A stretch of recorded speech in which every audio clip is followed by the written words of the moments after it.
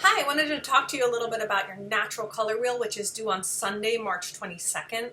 You are tasked with doing your natural color wheel on your own since we were not able to meet together as a group. So I wanted to give you some pointers about that. Some of these things are already written up in the assignment, so sorry if I'm redundant, but some people learn better by hearing me talk about stuff, so I like to also do videos. So you're gonna, instead of doing 10 colors, 10 or more, which is what we would have definitely gotten in class, we would have gotten close to 20 colors as a group. But I reduced the assignment to only requiring 6 to 8 colors on a color wheel. Now, I have a couple examples here, and they have quite faded a lot, and I also posted examples in your learning module. So here is one that is from a while back, and it is quite faded.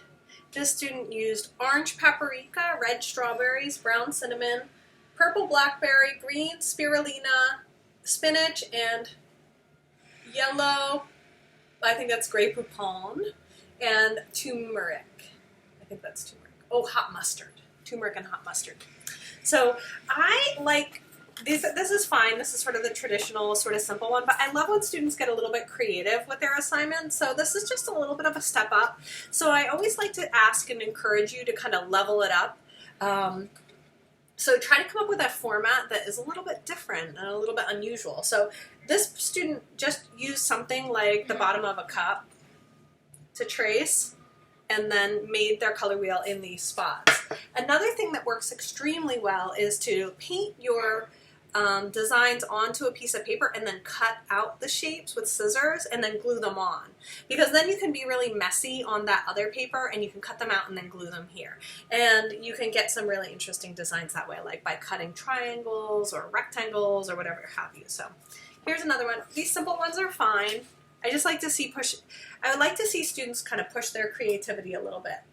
Another thing you'll notice is that I used cardstock paper, a little bit heavier.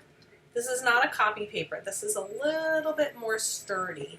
It's not exactly like watercolor paper, which also is a nice thing to use, but I imagine a lot of you do not have that at home. There's also this kind of wet media paper.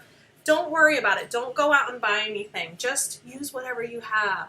But copy paper tends to be super flimsy when you get it wet, and it might be a little bit hard to work with.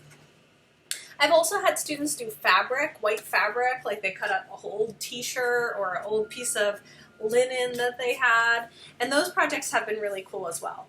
So you have a lot of leeway to do it the way that you want to. All right, so it's right around Easter time, so some of you might be tempted to use something like this. I'm going to do Easter eggs with my son, and so some of you might be like, oh, I have all these colors, I'm just going to do this. So I'm going to allow you to do that. That being said, these are not natural colors. And so if you decide to go with the Easter egg kit, you're going to have an additional step, an additional task to your assignment, which is to write a sentence about each of the colors that are in here and find out more information about it. I noticed that a lot of these colors, when you do research about them, are linked to all kinds of attention deficit problems in kids when kids eat these colors, like on M&Ms and stuff like that. So that's something interesting to just take note of. So if you decide to go this route, you have an additional assignment, which is to write 1 to 2 or even longer sentences about each of the colors that are listed on the back of the box. Because I really think it's very a good learning opportunity for us to learn about these colors and about what it does to us when we eat them, because they're not natural at all. Okay, so I think that might be helpful. Or if you use food coloring, like the little containers that you would normally use for making a cake or a cupcake, again, write about it. So I can learn more about the colors, and the rest of us can learn as well.